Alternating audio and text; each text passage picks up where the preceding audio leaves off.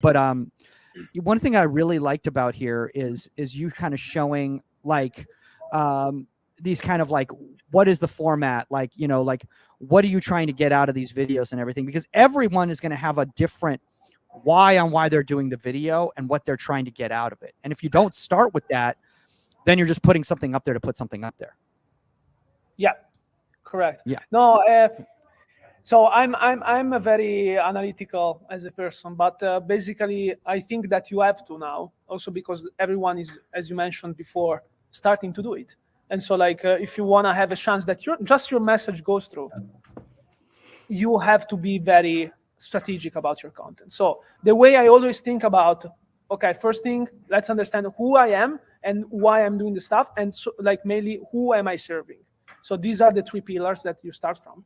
And then the first thing that you have to think about is, okay, how can I make content that is original, meaning that nobody else is doing, and if other people will do it, will copy from me, meaning that will kick into the mind of my audience from a value standpoint, and then respect somehow the creative data, which are the best practices.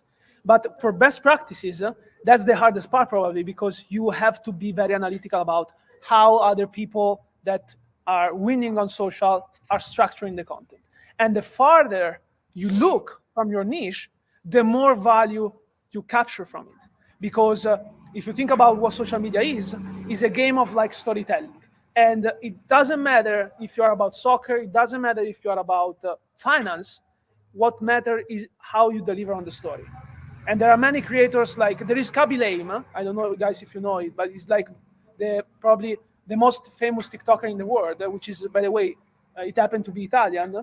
And he became famous because all he does is a joke and a demonstration at the end of the video doing this. Like, this is how you have to do it.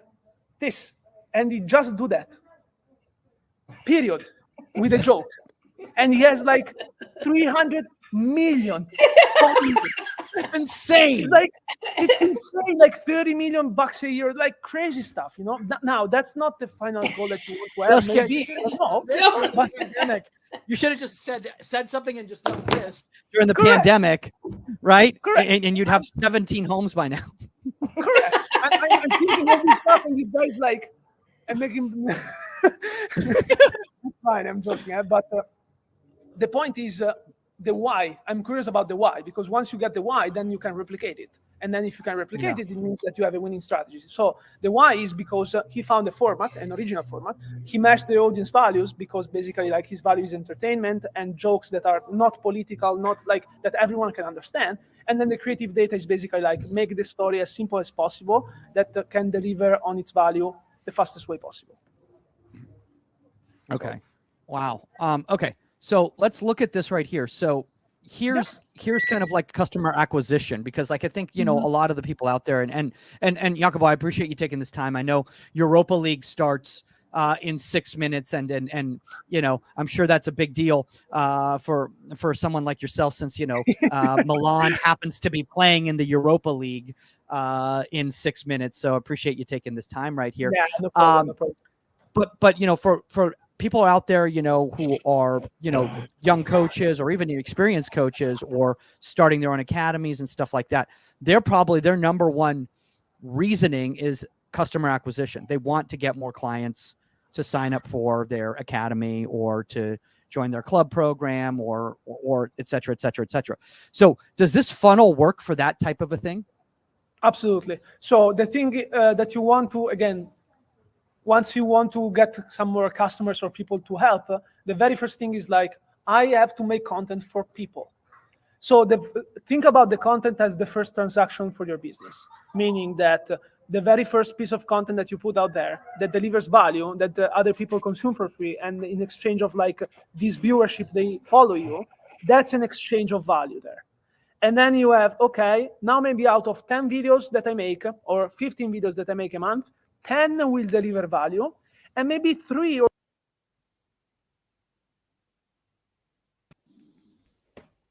Can you hear me? Yes, I can hear you. cool. Just making sure you can hear me. All right, we're gonna start in a few minutes right now. I'm just setting everything up. Nice, no problem. Number two will showcase the experience of what I'm doing, not selling, showcase what it feels like training with me. And then one, maybe out of 15 is like, guys, meet tomorrow for a free training session, 2 a.m., 2 p.m. or whatever, at the park to try out my service, or, one out of 15 have to sell. That's the kind of like funnel that you want to have. Because in that funnel, then you can create lateral ways of acquiring customers, like ads, websites. Like there are a lot of techniques that you can leverage, even like talking directly to people, DM them. But that's how I see it. Like you should always think about why people have to care about you, period. So I love this. This is like a free consultation. This is fantastic. But in all honesty, I mean, I think it all makes a lot of sense. I mean, well, Jacopo, I appreciate you taking this time and everything like that. I've learned a lot in just this, hour. Susk, I don't know about you, but I've learned a lot in this little amount of time right here, including how to pronounce Jacopo properly. So that was a good first step. And I'm going to start doing every time I do stand up now, I'm going to end every bit like this. I'm just going to do that. you oh my God, that'd be hilarious. Just for this conversation. If I do start doing that, and then I start posting the videos like that, and the next thing I know, you have 300 performing at the Hollywood Bowl, like if people want to learn more about, Shorts IQ, where's the best place for them to connect with you? LinkedIn, I would say, Jacopo Viola. Now I'm, releasing the website because it's a startup. So we started we just opened the website, but it's still up and running. But if you want to visit, it's like www.shortsiq.com.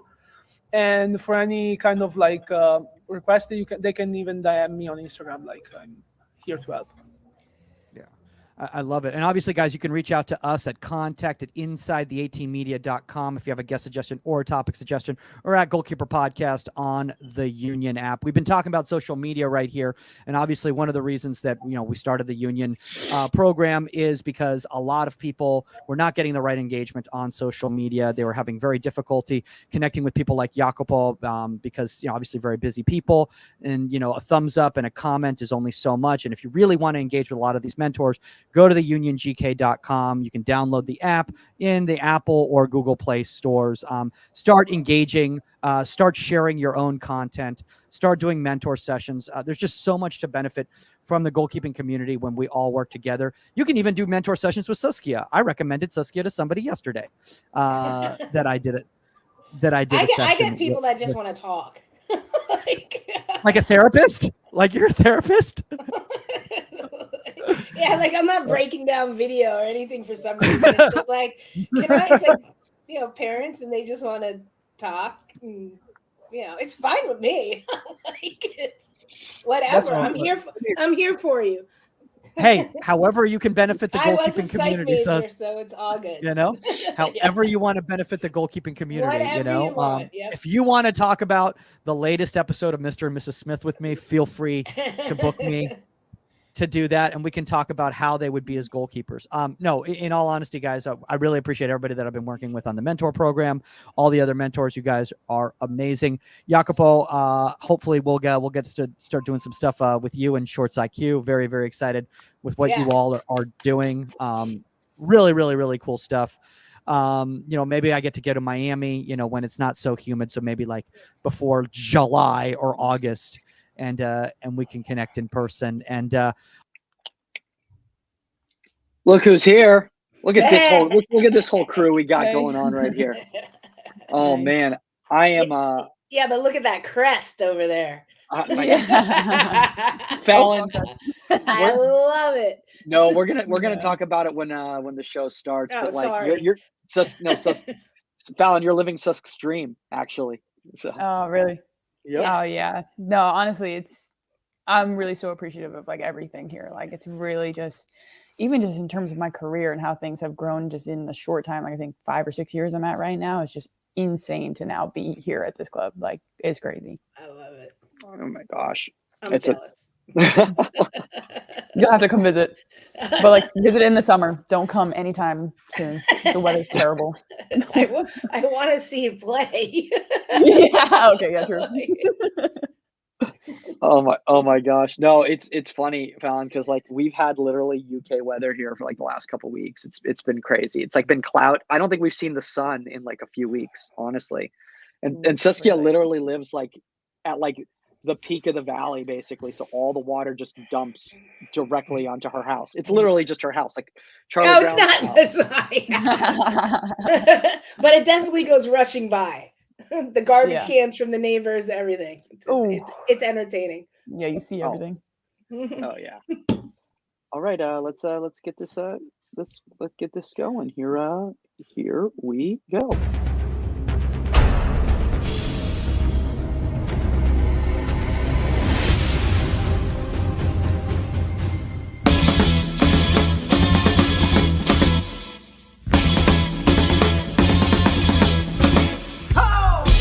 Welcome to Inside the 18. I'm Michael Magid, live from Hollywood, California. With me in Woodland Hills, California, the one and only 99 World Cup winner, Saskia Weber. And joining us from all the way across the pond, the one and only Manchester United, still crazy to say that, goalkeeper, Phallon Tullis-Joyce. What's up? Hi, everybody. Well, Great to be here Just with you keep guys saying again. it. Like I said, like living Yeah, it my does dream. not get old. Living my dream. I mean, back when there were no pro leagues in England. Trust me, for women. So Yeah. not at the level you guys are doing it. It's incredible. Yeah. I was actually just watching Bend It Like Beckham just like a week ago, and it even mentions that the only league right now for women's professional soccer was in the U.S. and that blew me away in that film. Yeah, and they ended up going to Santa Clara, I think it was. Mm-hmm. Yep. Yeah, they did. Yeah. So funny. Oh, Bend It Like Beckham. By the way, do I sound like I'm coming through my and the my goalkeepers microphone? were horrible in that movie. This is the thing that upset me so much, right? So they tried to make like the field players, like they speed up the play and they do all the tricks. They try that.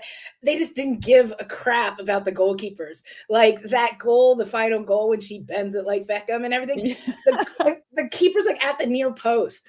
Yes, off angle, everything does like a Superman dive to get to it, and I'm like, it would have taken me like 5 minutes to adjust this. Yeah, like not even.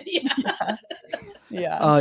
You gotta love goalkeeping from a standpoint of television and everything and movies and stuff. By the way, guys, commercials, it's horrible. Yeah, you got to watch Shaolin Soccer. That's the one. do I sound like I'm coming through my microphone, or do I sound like I'm coming through my AirPods? No, your mic. You didn't originally. You do now. Okay, good. Just making sure. By the way, I watched Next Goal Wins this past weekend, and oh boy, soccer scenes in movies. It's like, Phallon, it is literally an art form to learn how to be a goalkeeper in television, because it's always about getting scored on, and it's almost like it looks so ridiculous because like the ball's like coming to the players aren't that great. The ball's literally being hit like right at them and they're jumping over the ball. It's so like I said, even in commercials, it's just like this isn't like I had it. I'm gonna drop a name right now, but I was joking around with Michael Jordan, right? and we were as you do, you just drop around. And we were talking about his commercial, like Mike, like Mia back in the day, the Mia Hamm commercials, Mike, and they were like competing in all different sports and stuff like that. And so at one point, she's playing basketball against him, and then he's in goal and Mia shoots on him, and he's just like, "So how'd I do?" I'm like, "I can't." I was like, I can't. Yeah. And I was just like, next time, call me. I was just like, I mean, what was that dive? I was just like, I'm curious what the set position was. And he totally like dove, like Superman dove over the ball. It was, and I just, you look at Michael Jordan, you're just like, the greatest of all time. You're just like, that was horrible. Sorry. Yeah. Actually, today we're not going to be breaking down Fallon's film at Man U. We're going to be breaking down Michael Jordan in a commercial from the 90s. You're gonna go Google it. And now Oh, absolutely. Absolutely. Absolutely. And just do a full-on breakdown. Well, Phallon, before we kind of get into today's topic, which I think is going to be really great, talking about learning new systems, why don't you just kind of explain, because I think a lot of people are like, what? Wait, what? She's at Man U now from OL Reign? Like, what? How did this all happen? And that whole experience, because you kind of came over near the tail end of the NWSL season. Yeah, so I mean, I've been really fortunate to have like a very diverse career already. I started in France, and then playing for Stade de Reims, and then I was able to move to the NWSL and play for what was then OL Reign and now Seattle Reign. And honestly, just super grateful for that opportunity in the NWSL, and I was ready for the environment change to then have the opportunity to join Manchester United. I mean, once I heard about that opportunity and that they had seen me play, and having, met with the coaches and things like that, once I got here, like, it just really solidified that, like, this was a big step for myself in my development. Big change in my career, moving again all the way across an ocean away from my family. It was huge, but my mom was ecstatic. I mean, and everyone was coming out from the woodworks, like, just congratulating me on this move, and like, they couldn't believe it. And honestly, it was just no question. Like, I knew that they're a club that was honestly pretty recently developed in the WSL, but just something where their standards and who they want to be as a club. And like, our goalkeeper coach, Wilco, was just an incredible guy, like, so attentive to details. And like, I knew like, this is where I could really, boost myself and like, try to get myself to be the best that I can be. And sometimes, I mean, sometimes it's people, a lot of times people aren't willing to make risks, right? They're willing to stay with the safe choice. Like, how is that a risk? A risk is like going to some club in like the middle of China somewhere, or something like that. Like, it's not a risk. This is like just an opportunity. This is amazing. No. But I know what you're saying, and a lot of people have never left the States. Don't have, which boggles my mind, but, don't have a passport, like, don't want to leave their comfort zone. And we see that from youth soccer up, when you don't want to leave a team, even though you could get promoted to a higher level team, but you have your friends and all this stuff. But, you have to take those risks to further your career, period. And to play at the level and against the competition you're playing against and in front of 60,000 people and everything. You got to do it. Yeah. And then obviously, Phallon, you went into an environment where you're working day in and day out, obviously not only with Ian, but also working with, a goalkeeper, who's considered one of the top goalkeepers in the world. I mean, that in itself is just a massive, tool for you to keep developing, your career.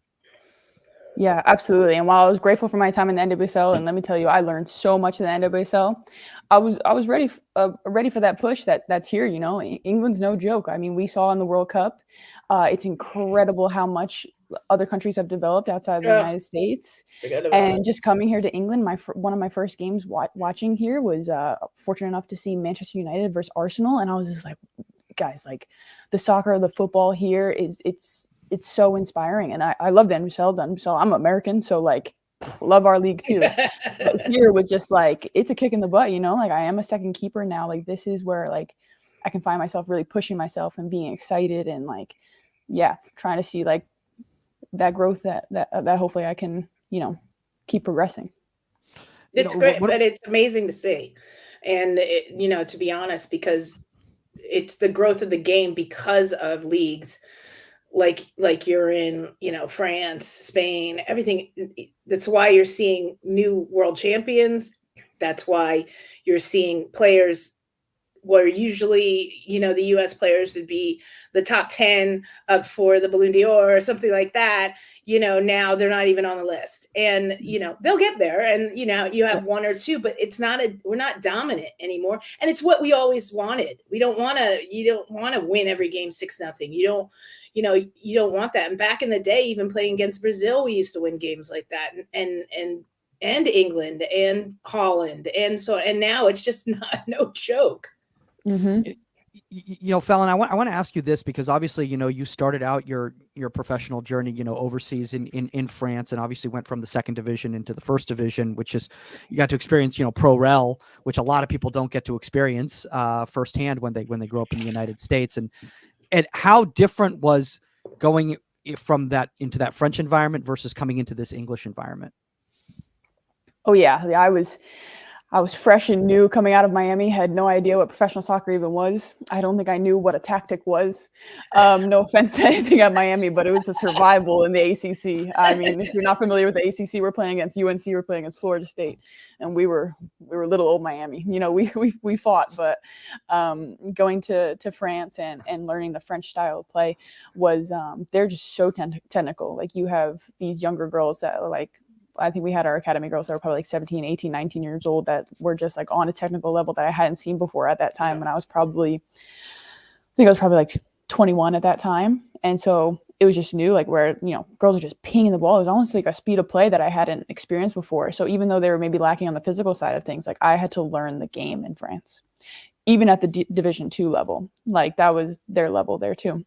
And then D1, it just cranked up where they had the physicality now and the technicality, where it was just, again, I was playing for a lower level team at the time. We were kind of we just bumped up to D1. So we were still, again, fighting for our lives. But that's what happened to me in Japan. So. Yeah. Yeah. Getting my butt kicked. Yeah. And then to this day, right now, they're still in like 4th or 5th in the standings. Like we ended up 5th in my final year for them, and it was just such a great learning curve of just what it means to play football. Essentially, I really learned tactics from the bottom up there. And then the United States, I the same thing in the NWSL. Like, I learned what it was to be a part of a team, and the American tactics as well, and what we wanted to, because OL Reign, now Seattle Reign, was a very possession-based team as well. Mm-hmm. And that kind of provided a great stepping stone to me here in Manchester United, where it's just possession and the physicality and just the IQ of the players on my team is just so incredible. And yeah, it's so cool to be a part of, and just honestly just learning every time I step on the field. By the way, speaking of learning, is the IQ of the fans higher there? I had to say that. I'm sorry. Oh my gosh. All right, move on. Yeah. She had to apologize. She had to apologize for that statement. It was 2 weeks later. Yeah. Yeah, I'll stay away from that one.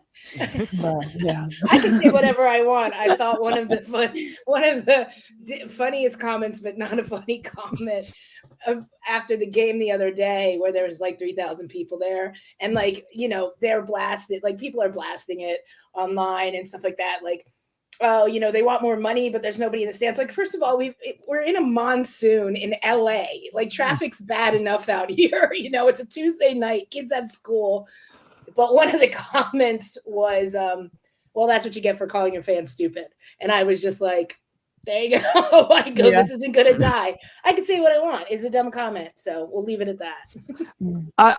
Phallon, I'm guessing that you would not call the supporters at Man United stupid. I feel like that would not go well for any player. No, you'll be back here real quick. Yeah.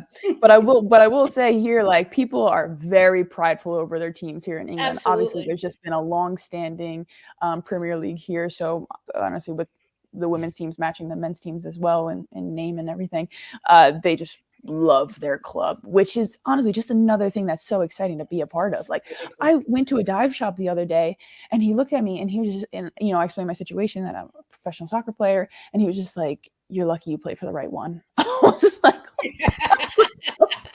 not about to get rental here. If you would play for City, you red or wouldn't have gotten blue service. Get out of my shop. Yeah, exactly.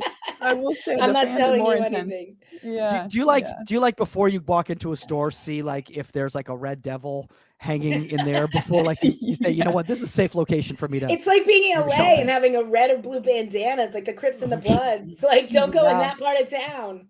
Honestly, yeah. Oh my gosh. Well, speaking of learning, I learned a lot from Phallon outside of soccer too, because for those of you guys who are not familiar, actually Phallon does a lot of content in the marine biology world, which is her other passion. I want to share, I'm going to put it up on the screen right over here, some of your fishy friends content that's going on.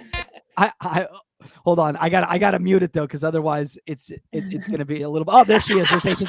There's Agent Phallon right there. I love it. As we speak. Phallon, why don't you talk a little bit about, because the evolution of this content, it's like gone from like you with a camera to like literally CGI effects. Like there's more production value in this than Madam Web. I'm not getting in the ocean, whatever that thing was that walked by. I'm forgetting the ocean again. What is it? Yeah, it's called a skeleton shrimp. So it's actually a type of amphipod. Basically related to like crabs and lobsters. No, they're really tiny, really thin. Okay. But yeah, so they were supposed to be like those little guys and Men in Black, the ones that are always sipping coffee and like, what's up? Like those ones. Yeah, but honestly, yeah, the content started with honestly just my cell phone and PowerPoint and screen recording PowerPoints and doing PowerPoint animations. And then I was actually able to, because we were a sister club at the time with Lyon, and I was able to spend a month at Lyon. So I was just like, oh, well, I'll have a bunch of free time while I'm training with them. And I was like, let me learn some of the Adobe programs. So I learned like After Effects, like Adobe Animate, all these different programs to try and like bring my visions and bring just how cool the ocean is to life a little bit more. And yeah, that's what I came up with for this one. Was for Ocean Month, which was in June. And it's just it's fun. It's so hard. So I have major props to it. Changes the way you view films as well. Like, but where is that? This was actually this was in Washington. This is okay. I was like, are you able to do stuff out there? Here in Manchester, I actually normally travel to either southern England or Wales or up north to Scotland to do scuba diving. So I've already been scuba diving. Do they have good scuba? Is it different? Like, it's definitely different, but like in Washington, it was cold water. So then here it's also cold water. So I'm kind of used to it, but their lobsters are blue. That's what I was going to say. Like, are the animals different? I mean, I'm not trying to sound stupid, everybody. I'm just like, if you're on the Pacific coast, I'm sure like, they're different compared to like, Florida, you have rock lobsters, Maine, you have the best lobsters in the world, in my opinion, to eat and stuff like that. That's how I equate everything when it comes to seafood. So I'm sure you're never going to speak to me again for saying that. It's okay.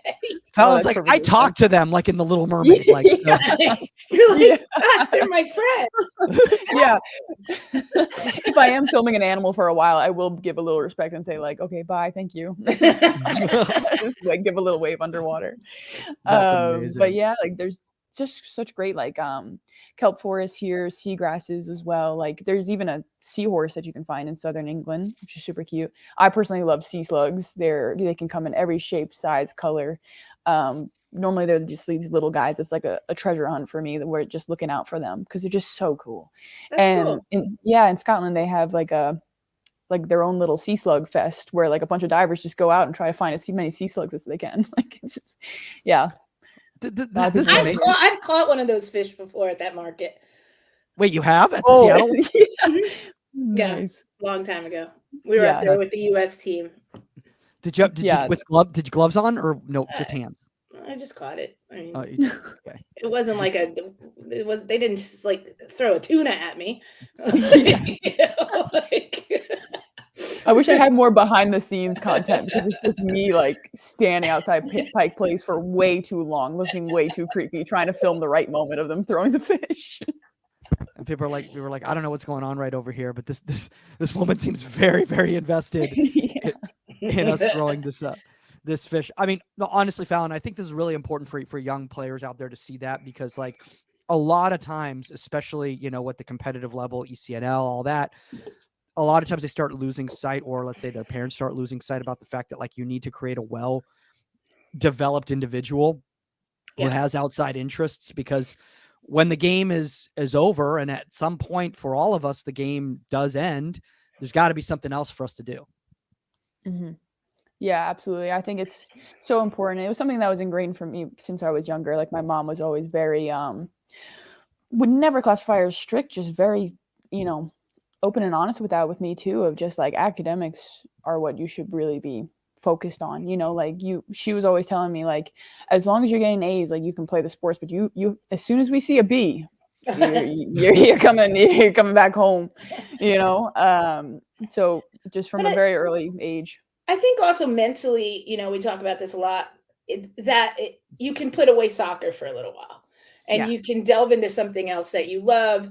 And like, when we would be in residency with the US team, and we had days off and stuff like that. And Tony would always say, go do something else, and whether like Mia and those guys would play golf or whatever they would do. Like I tried to learn to surf. I tried. But it was my escape. Like for the week, like if I had 2 days off, that's where I was. I was at the beach and I, was flailing around on a surfboard, but it was still that checkout, to give your mind a mental rest and find something else that you love to do. And I think that's great for kids. It can't be soccer 24/7. It can't, you'll burn out. Yeah. Also, I love the fact that the vampire squid, their vulnerability is Kristen Stewart. I love that. Yeah. That is hilarious. I wonder how many kids catch. I wonder how many kids catch that. Yeah. When it's going through, they're like taking notes and they're like, wait a second. Oh, it's okay. Yeah. They're going to school and they're like the vulnerability of the vampire squid is Kristen Stewart. And they're like, Yeah. all right. That's great. Yeah, but I absolutely agree with that. Yeah, just it's so important just to have something off the field, just mentally. Drawing was actually something that I started when I went to France, when I started playing in the Division 2 of France. Like I actually hadn't really drawn much except for doodles on the side of my, university notebooks. And then I really just picked it up because mentally I was burning out. Like it was a lot to transition to being a pro. It was a lot of weight. It was a lot of pressure for me. And I just it was so heavy. And then like drawing just ended up being like a really great release for me. And then slowly but surely, as I got older, I started finding more ways to take my mind away from the field in a healthy way. And the earliest that kids can, hopefully find those little things. And there's just so many things you can do. You can crochet, you can surf, you can draw, you can I know. go Well, you for a can walk. take like Didi Harajic, and she's an avid photographer, and to go to do that and create and she shows in like coffee shops and stuff like that. You can buy her photography, but it's her escape as well. Like, LB, although she's in Sweden now, she's a surfer, so when you look at, I'm like, I don't know how much surfing. When I think of Sweden, I think of surfing, man. That's I know. Well, she just moved, but she was in San Diego. So, but it's important. Yeah. And I want to say this too as well, Phallon. By the way, the fact that I did not realize you also did the illustrations. So you're producing, you're editing, it's incredible. You're filming. But this is like great. This is amazing. This should be in like schools. Yeah. Thanks. That's honestly the goal eventually, is to provide I really would like to just provide free content for schools to be able to show and educate children with just a little bit. I think it should be. It's awesome. Yeah. Honestly, I've seen stuff with major budgets who doesn't look even close to as good as this stuff. This is actually kind of fun. While I'm watching everything. And honestly, Phallon, the reason we had you on to showcase all this stuff is because I'm joining a trivia team starting next Wednesday. So I just needed to get the information to be ready to be ready. Absolutely. Yeah. Well done. Good use of it. All right, let's hop out of here. We'll get out of marine biology for a minute. Let's get back to football here. Let's talk about learning new systems. Phallon, in your mind, what do we mean by learning new systems? And why is this something that's sometimes difficult for like young goalkeepers when they leave a club and go to a new club? Yeah, I think especially explaining this for younger players, what new systems are, is that even when you go from team to team, you're definitely going to have new coaches, new players. So anytime you're playing a game of football, day to day, it can be different. And also when you change from team to team, what that team is good at and what they're trying to achieve is different. Everyone wants to win, but the ways they win are different. So systems can just mean like how they want to win, essentially. And that can be different on a pro level, based on like teams in different countries, different leagues, the levels of leagues that you have as well, from Division 2 to Division 1, from France to the US to England. But basically it's just different ways that teams try to succeed and how you fit in that team. As for younger goalkeepers, the kind of struggle that you might have is we have to be big communicators on the field. We have to be leaders as well, natural leaders on the field. And even I like to say to younger goalkeepers, even if you have a shy personality, which sometimes I, can be associated with, you too can be a natural leader on the field. It's just leader by example, honestly. So I think for younger goalkeepers and a new style, it's really just great to be as much of a sponge that you can be. Just asking your coach, like, no question is silly. Like, sometimes we take for granted what somebody else knows. Yeah. So it's really important to go to your coaches and just ask what's expected of a goalkeeper. And just in different situations, if you do have a goalkeeper coach on your team, then asking him if maybe feel like you made a mistake, like, oh, what can I have done differently? Yeah, I mean, I think you just brought up some really good points. And by the way, one of my favorite things, Susk, is that Phallon goes, I can be, naturally shy. I'm like, meanwhile, you're out there like filming in the ocean with all these animals, like waving at them at the fish market. Yeah. Is that just your alter ego, Agent Phallon? Yeah. Agent Phallon. I think it just shows how important conservation and the environment is for me. That there's nothing. I think that's just like an association that I get, but I don't consider myself very shy. I think I could talk your ear off. It just depends on the topic. I just think I like listening too. I really enjoy listening to people. But one thing, Suska, that Phallon said right there that just resonated with me right there is that, like, if a lot of young players just take into consideration that, like, a system is just the way that a team approaches trying to get a result, as opposed to like something complicated. It's like, oh, I'm going to this new system and they play with this 3 in the back here, and then they play possession here, and they do this press and all that stuff. Like, if they just thought of it like simply like that, would it make it easier for them to be like, oh, okay, I just need to learn how I work in a system for them to win? Yeah, I think I just had this discussion. I think that throughout your career, and Phallon can attest to that, you're going to move around, and you're going to, every systems are going to change. Philosophies are going to change. Coaches are going to change. So as a young player, you want to set yourself up to be adaptable, period. And that means putting all the right tools in your toolbox. That means understanding kind of goalkeeping in the broad spectrum, as well as refining your little skills and everything. And then being able to say, okay, so yeah, they do. Okay, they play a 3-back, not a 4-back, and okay, they want me to bypass lines to hit the midfielders from time to time, or just play out of the back. That's how this team did it. You might move to another team, and the coaches might set it up differently. But you have to be able, with your skill level and growing your skills, to adapt to all of it, and be able to change, just like a field player has to. And so the more adaptable you are, the further you're going to go in your career. You can't go in as a young player and be like, well, my last coach, my last team did it this way. Oh, there's nothing worse. There's nothing worse, Phallon, than when a young player comes in and goes like, well, at my old club. But I think there's a different way, like Phallon said, to ask that question. Just say, instead of saying but my last team did, just be like, okay, well, can you help me understand this better? Because I'm coming from a system like this, and I haven't played this system before, so I need help in figuring out the best way to fit into it. And you have to have those discussions. You have to ask the questions. Yeah. And that also had that, and also like coaches, right, Phallon, have to be patient with a new player coming into a new environment as well too. And it's like, instead of like, somebody berating, and I'm not talking about the goalkeeper coach, but I'm talking about like a head coach or something like that, and being like, hey, why do you play you're playing so deep? We want you playing high. It's like, well, I've never been in a system like that. I've always played a deeper position, starting position, so that communication has to take place, right?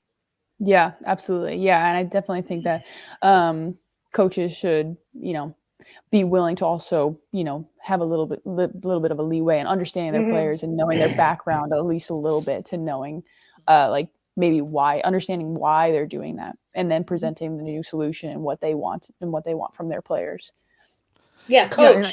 I was trying to phrase it right. I was just like, this should be a given. Coach. Don't assume, coach. Yeah. But speaking of that, like, let's talk a little bit about Phallon, like kind of like the variables that stay the same, because like I think a lot of times young players start thinking, going to a new club, new system, well, everything's completely different. But no, shot stopping, like distribution. Like, why don't you talk about some of the variables that always stay the same regardless of what system? Yeah, exactly. I mean, you said it right there in there, but just the game itself is still the same. It's just a little like tidbits and things that happen and how it gets there is a little bit different. And that's where that being adaptable and really great at changing environments is why that's so important for especially a goalkeeper, but field players alike too. But yeah, I think it's just really, really important. Completely forgot your question there. No. It was just, I did too. Go ahead, actually. Yeah. well, I just did like I think like because this happened to me the other day. Is I had a kid move to a new club, and the parent was talking to me about how like, well, they had play a different system, and so like we've been working on was for his old club, and now I'm worried like now he's at his new club. I'm like, well, footwork is footwork, handling is handling, like diving is diving, Right. like distribution is distribution, Yeah. handling crosses. The only things that change are like the supporting positions because of how the team plays. Like that's really all it is, right, Sus? Yeah. Well, yeah, and that goes back to what I said. I mean, you want to have the tools in your toolbox. Like, make sure you refine those technical skills and tactical as well, like understanding the game in front of you, period, regardless of the system that's played and what it requires. And then you can plug in, all right, they want me to play higher.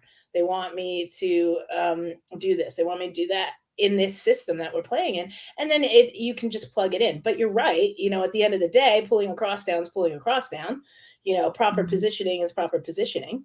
Coming for a through ball properly is coming for a through ball properly, so but it's reading those situations within the system as well, right? Yeah. So Phallon, was there any change between OL at the time and now Seattle and Man U for you? Oh yeah, I definitely. Well, they very much laid out what they wanted from their goalkeepers here when I first got here, and they were just like quickly like, we have Katie Zellum in the midfield, who's also our captain, and right off the bat, she's just like, maybe I'll be scanning the field a little bit and like having trouble finding an option, but like she's like Phallon, like I'm here, right here in the middle like of the field for you, like play me the ball. We can then spray it back out to the outside back.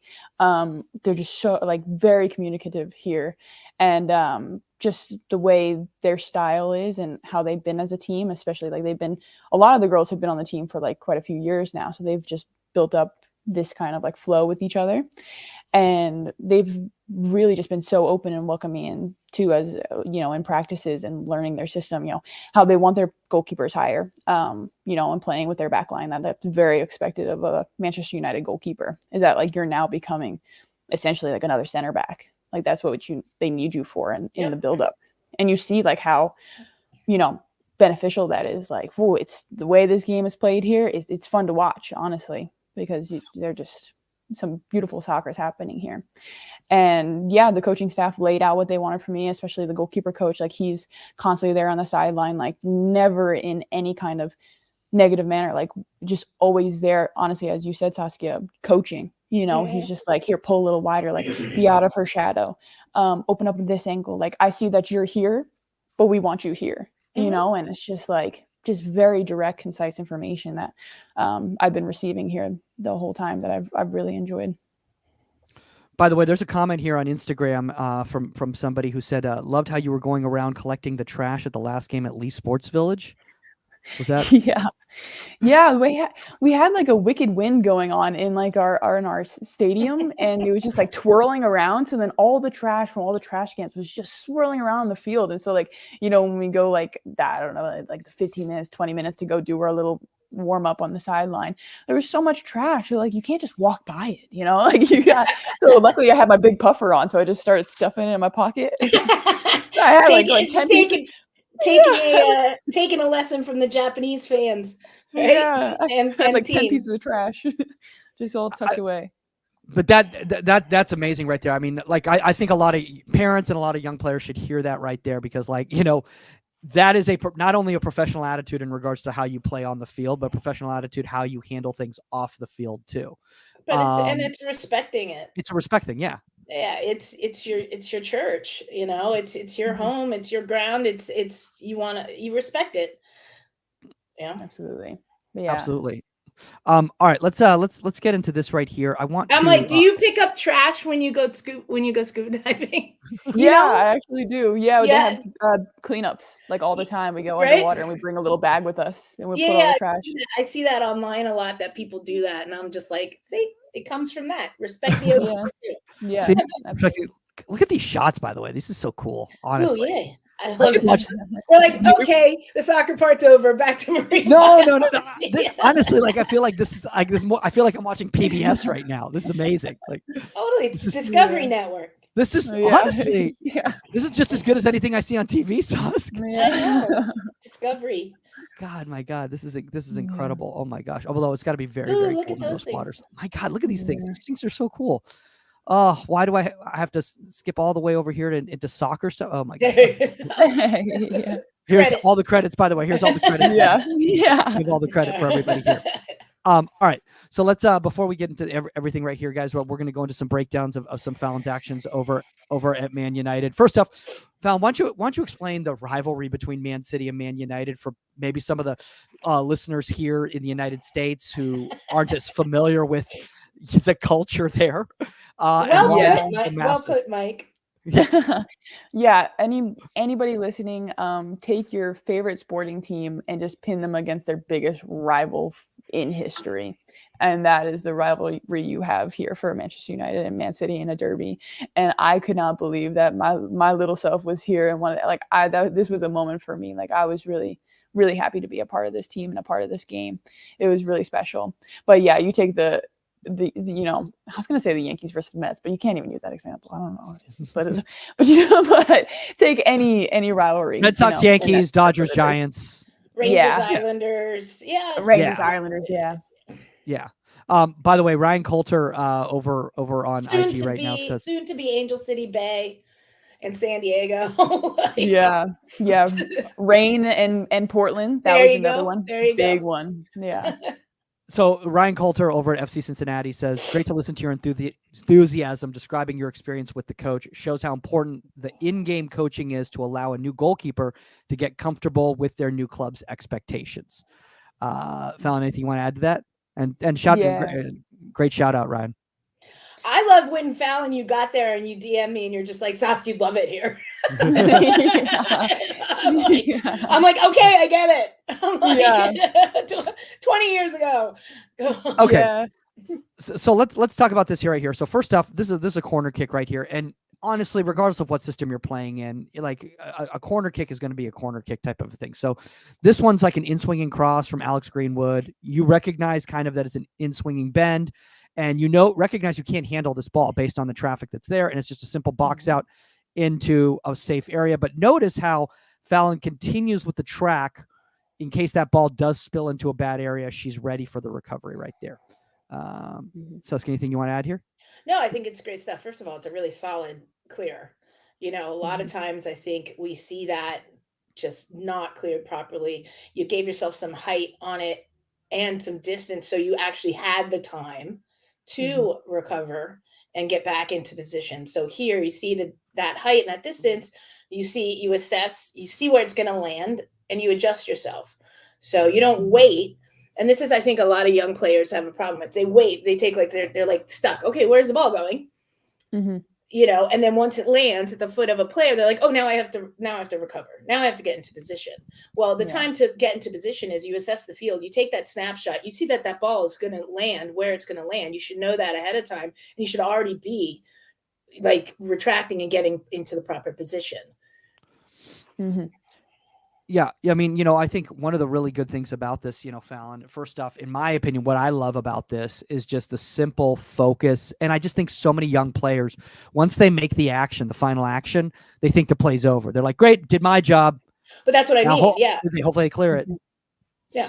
They're waiting to see, they're letting the next action dictate their movement. Yes. Instead of saying, okay, I'm out of position. For where this ball is going to drop, I got to fix that. So the next action I'm ahead of. Yeah. Yeah. Phallon, anything you add? Yeah. And then I guess if we wanted to pair this back with just like systems in itself. So when you're speaking to a younger goalkeeper, like as a goalkeeper, your job when, dominating your box, your 6-yard box is still the same. So while I could probably have clips of myself from Miami, from, France, from the US, of me coming out for crosses, like that responsibility still stays the same. But if we're talking about a system, maybe it's the defenders and how they are. Like, do I have a person on the front post? Of course. Then are you playing with 2 in the zone? Are you playing with 3 in the zone? Knowing who's in the zone. That's very important for goalkeepers to be knowledgeable about who's being set in these positions and knowing other players' roles, because that's our role as a goalkeeper as well, is knowing where other players should be. That's how. That's a really great point, because your starting position is going to be determined based on the system you play on these set pieces. But also your follow up afterwards. So if you have one player on the near post in this system and stuff like that, and you're clearing the spot, you got to get them off, right? So your knee jerk reaction is get up, because you don't want them hanging. So somebody can linger in front of you. So you got to pull that line up. But in some systems, maybe there's nobody on the post. Right. So maybe everybody's in the zone and they're already up, and then you have to push them up more. So it's, again, going back to knowing the system you're playing and the defenders around you and their role as well. It's not just your role, because you are a communicator and a captain, and you have to organize this. By the way, I love this next action right here, because honestly, I think, Phallon, as we break it down before we get into it, I just want to bring up the fact that a lot of young players, they are when they're doing activities at training, they're playing that drill as opposed to thinking from a game standpoint. And in the game, anything can happen, such as literally right here, it's a direct distribution and it's lost right there. And Bunny Shaw, by the way, this became the Bunny Shaw versus Phallon show for the next 45 minutes. I'm not kidding you. You should see, Susk. Honestly, she intercepts this, but what I really love about this is because you were still focused on the play, you're able to stay balanced and composed in the moment.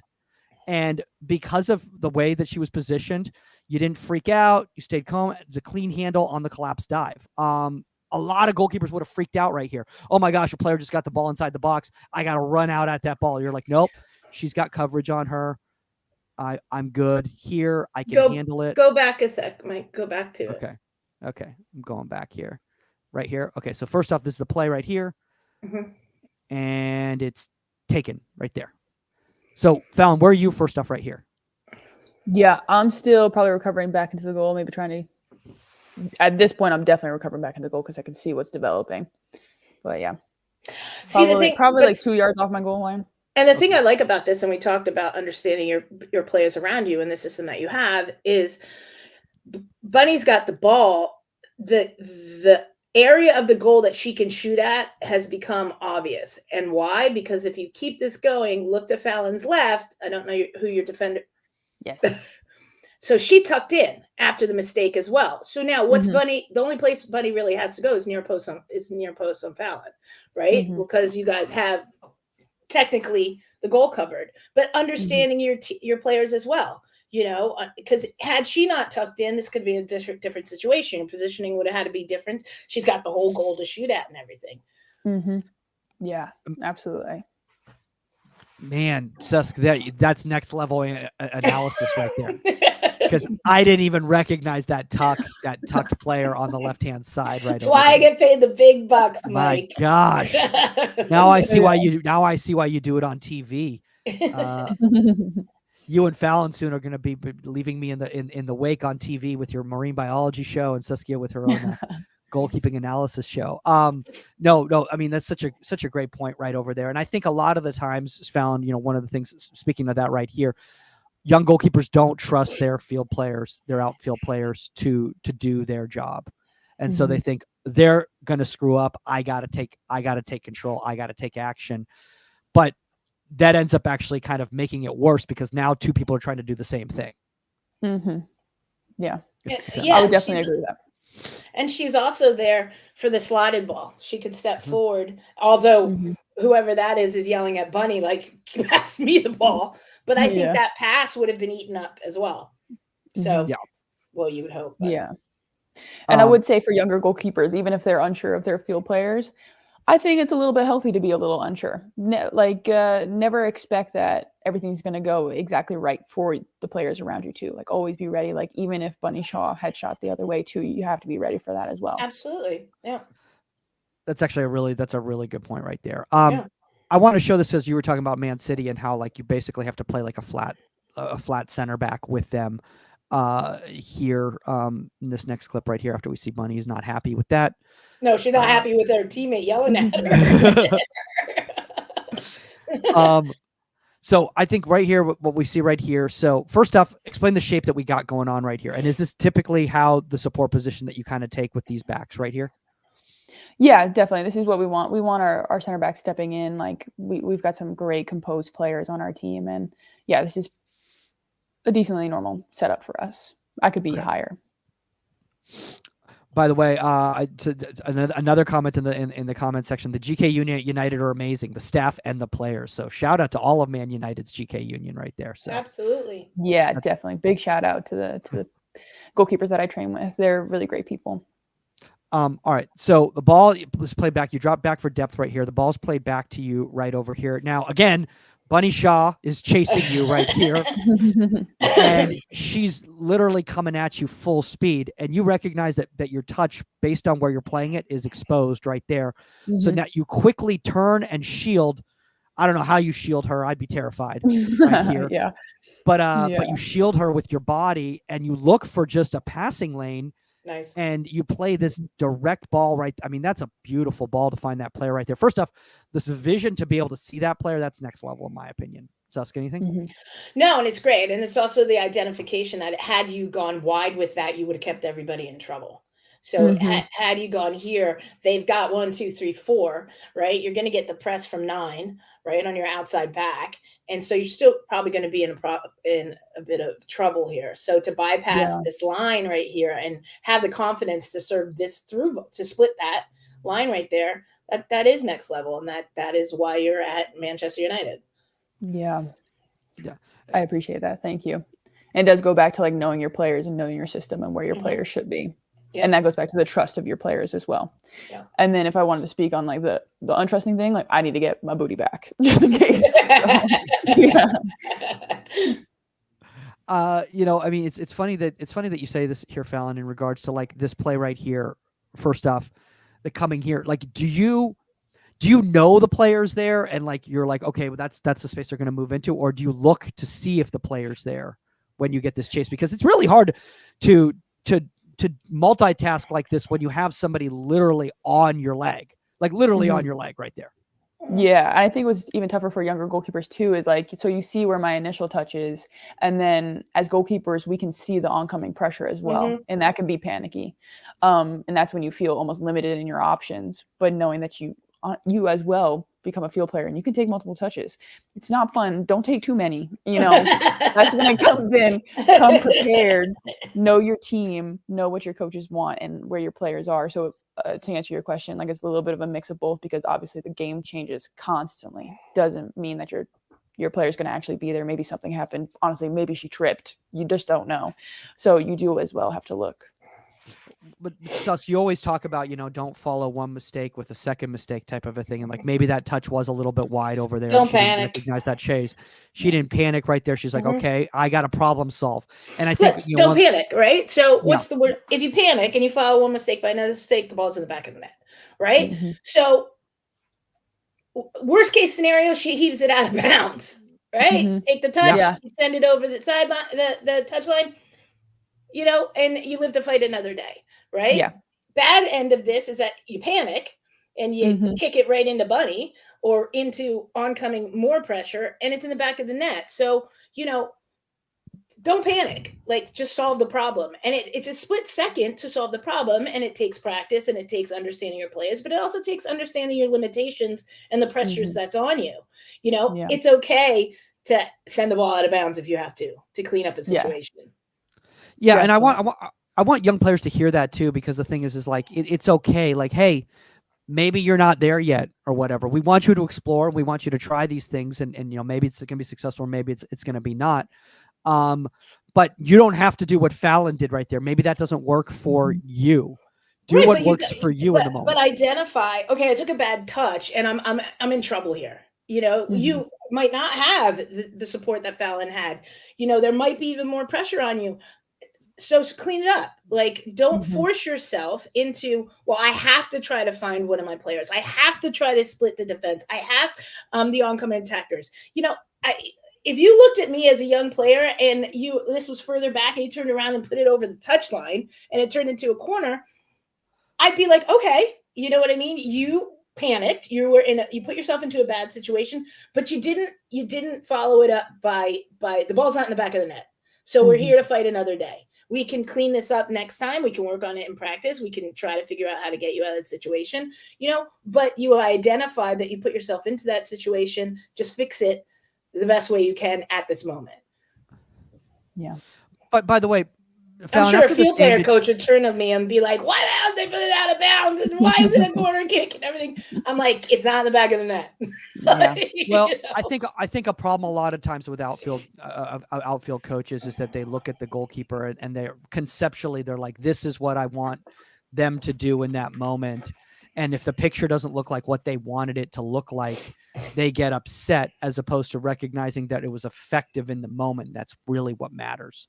And we have to teach our goalkeepers to be effective and be able to improvise, as opposed to doing literally only one thing because that's what the coach always wants us to do in that moment. They're not robots, But you also have to remember the team you're playing against knows that that's what the coach wants you to do in that moment, and they've adjusted to it in their play. So they're gonna, if you do it every time and you don't use your own mind sometimes, and you realize in the run of play, all right, they figured out that we're always playing the ball here, and then we're playing it out there, and then we're building this way, and they're baiting us and they're waiting for it. Well, guess what? You have to change on the fly, and you have to have the confidence to do that. Yeah, no, that's absolutely true. All right, let's move on right over here. I want to, by the way, Phallon, did you and Bunny Shaw afterwards, like, did you guys have like one of those, like, like lines where you had like 1, 2, 3 crossed out how many shots she took on you, how many saves you made, and just compared notes? Because it was like literally a battle between you two. Yeah. So this is it's Laura Coombs. I think she feeds out to Lauren Hemp. And then she kind of plays a square ball to Bunny Shaw. The defender kind of misses on that tackle right there. Scary tackle to take inside the box like that. But she hurdles over her apparently. You stay composed. You don't freak out and start flying to the ground or spreading like I see a lot of young goalkeepers do. You just go out. You recognize the danger space. You come out. You stay big. You get hit square. And then once you get hit, you stay high again so that she doesn't have anything to shoot on, and she plays it wide. I think that's just world class right there. I mean, just next level. Let's get back to this play right here. Suska, anything you want to see? No, I don't know what your player was doing, but again, you're waiting. Like,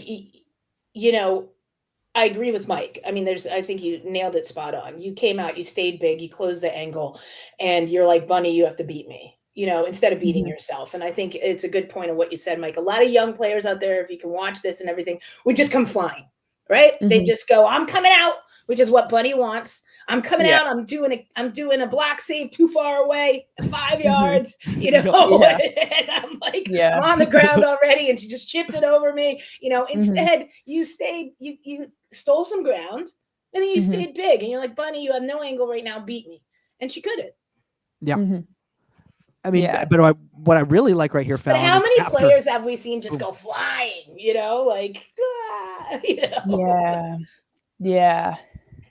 I definitely think for younger.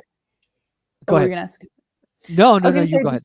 I was going to say for younger goalkeepers, I think even like going back to what we were talking about with the distribution is that we always see, especially now that we have so much social media, is that we see like what the pretty pristine version of like everything that we want a goalkeeper to be. Like even when we talk about blocks and spreads, and they're very useful in the games and things like that. And just knowing yourself too as a goalkeeper, and just how much of a journey it is too. Like I'm 27 years old and still very much like I'm still tweaking my set position.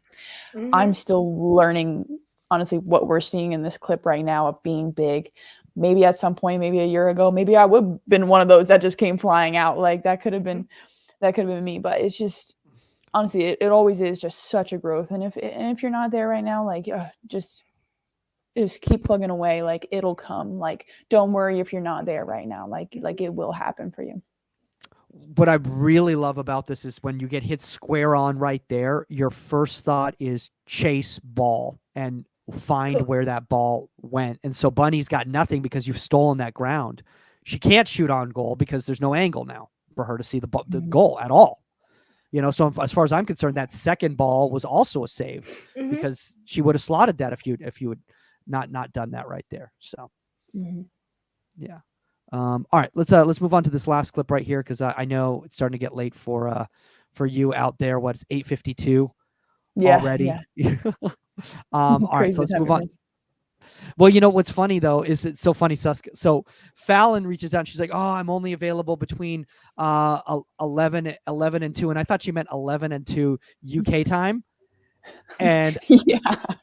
and I was like Um, 11 and 2 p.m. UK time. I'm like, oh boy, that's really early for that would've- really yeah, that early would for like the us. crack of dawn. Yeah.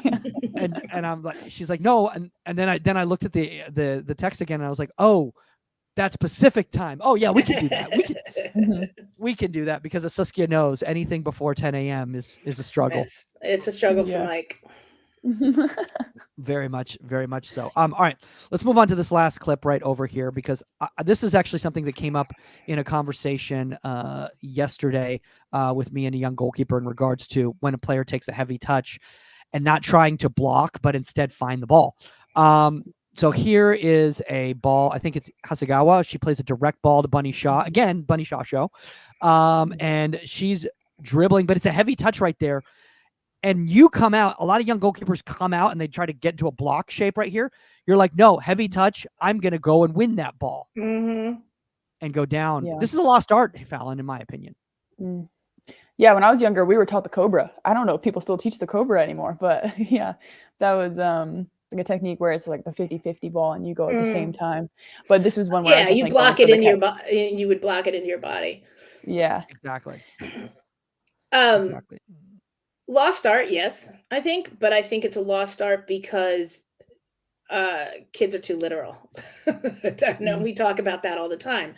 They see, the block save. They see this as what I'm telling you, nobody, like so many people don't teach it right, and kids are doing it from 5 yards away. Like, why would you go into a block in this situation? My mentality when I was in goal is like, please take a long touch. First of all, I know that in order to make this turn right now and beat my defender, there will be somewhat of a long touch. And as a goalkeeper, you can actually force that long touch. You can talk to your defender like hold, and just be waiting and say step in order to, and if you say step to your defender, that Bunny has to take a long touch to beat it and just be baited and waiting to jump on it. Hands to the ball. Best place for the ball to be is secure in your hands. So this is exactly how you should handle this situation.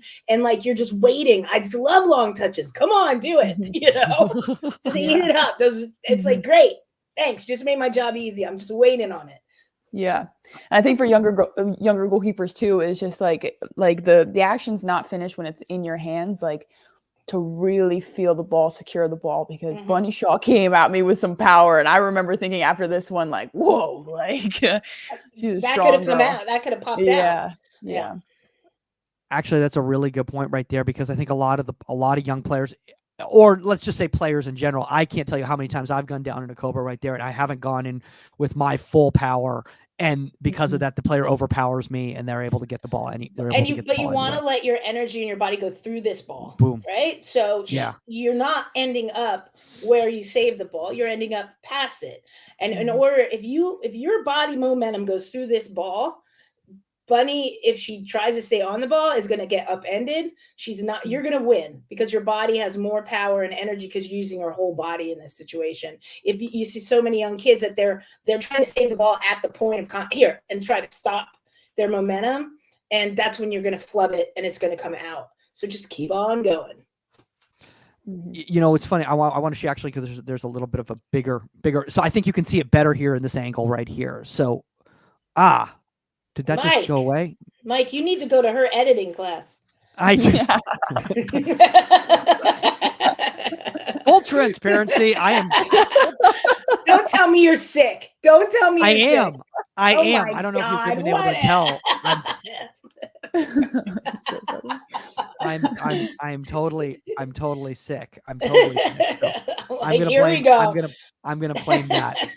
on that. And guys, obviously, if you want to take Phallon's editing class, no, you can do that. All right. So as we're starting to wrap up, and first up, Phallon, thanks for taking the time. I know you've wanted to wait a while until you've acclimated, to the environment there, gotten a little bit of a reps under your belt. I think we reached out originally when you came out to Man U, and you're like, yeah, let me get some tape first before coming on the show. Otherwise, it's gonna be kind of a boring show. What advice do you give to coaches who have a young player come into their system and they're struggling at the beginning? Yeah, I think I just do a little bit of a background check, just in the sense of just really getting to know your player a little bit more, where they came from, what team they've been playing for.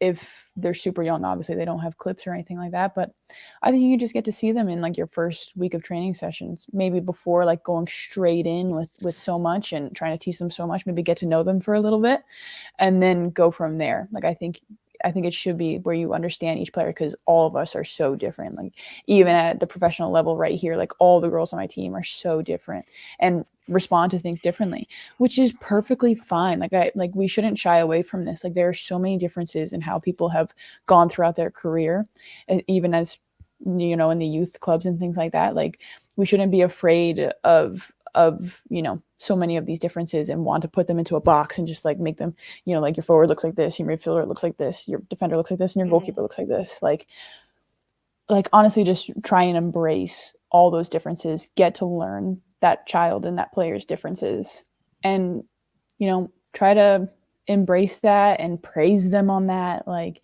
let them be themselves for so long, and then just provide them with that information of just little by little those tactics.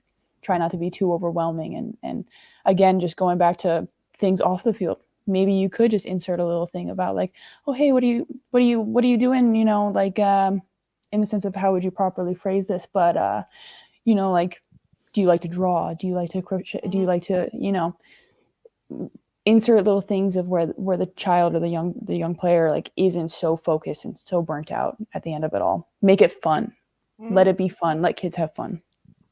I love that. I love that. And I think, one of the things that I try to do, and, we all try to work and getting better at. Do you crochet with your players?